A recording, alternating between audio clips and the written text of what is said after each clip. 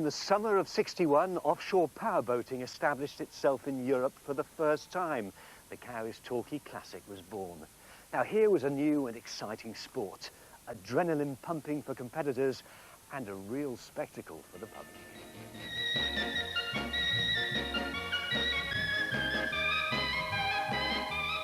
I suppose really and truly it was a bit like the first motor race at Brooklands. It was really an adventure, offshore racing, because you're never quite sure whether you finished or not. Clive Curtis was one of those early adventurers. Son Steve followed in his wake to become Britain's most successful offshore powerboat racer ever, 5 times Class 1 world champion. You know, I grew up with powerboats, and I grew up in the days when Dad was racing. I used to go and build sandcastles on the beach whilst he disappeared for 4 or 5 hours. But yeah, I mean, obviously it gave me a huge in. I mean, it made it sort of inevitable that I was going to get involved in the sport. Newspaper owner Sir Max Aitken modelled Cowes Torquay on the Miami-Nassau race, and his paper, the Daily Express, sponsored the event. It soon became a highlight of the sporting summer, attracting live television and a new breed of gentleman sportsmen.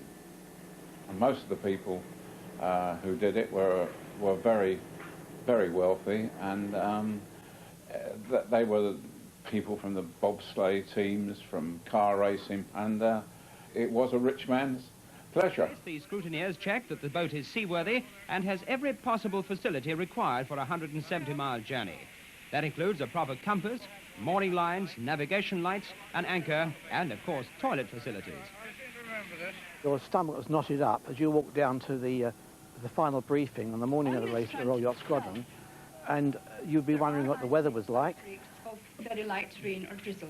You would line up and your tummy would still be in knots, but the moment the flare went on the start boat, off we'd go, and you immediately lost all your nerves.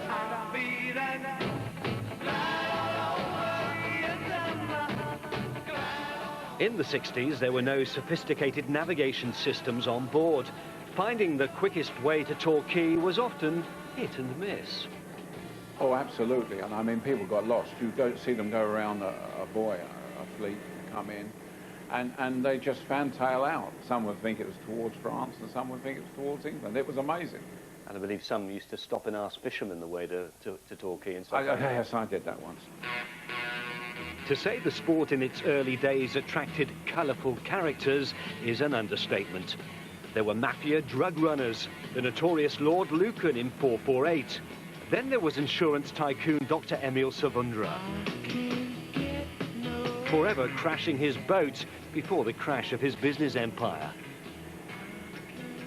But one name dominates the first 10 years, Tommy Sopwith. The former motor racing star took the inaugural race. The trip from Cowes has taken over 7 hours, an average speed of 25 miles an hour. 2 Americans came over, Sam Griffiths and Jim Wynn, who actually knew what they were doing, which none of us did. But Sam, who had a 31-foot Bertram, broke down before he left the soak. So that gave the rest of us a sporting chance.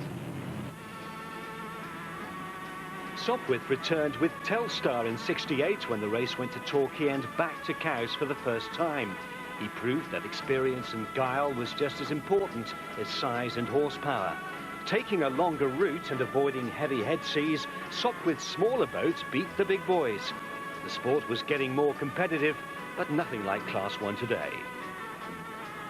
0 tolerance to alcohol. We get drug tested at every event. So, you know, it is quite a professional sport now. Whereas I don't think it was that way in the early days. I think Certainly wasn't. Basically, the champagne was open before the start to give everybody confidence to go out there and start racing. So that was the attitude, and you can imagine what it was like at the end of the race. Those were the days, my friend. It was more important in these days to enjoy yourself, and unfortunately on Sunday morning or Saturday, whenever it was, you had to go and do a race in between it. Gareth Evans for Meridian Tonight. Oh, that's brought back some memories. I cut my sporting teeth on that event many years ago. I actually did the race one year. I was in a boat, went all the way down to Torquay. The back's never been the same since. No.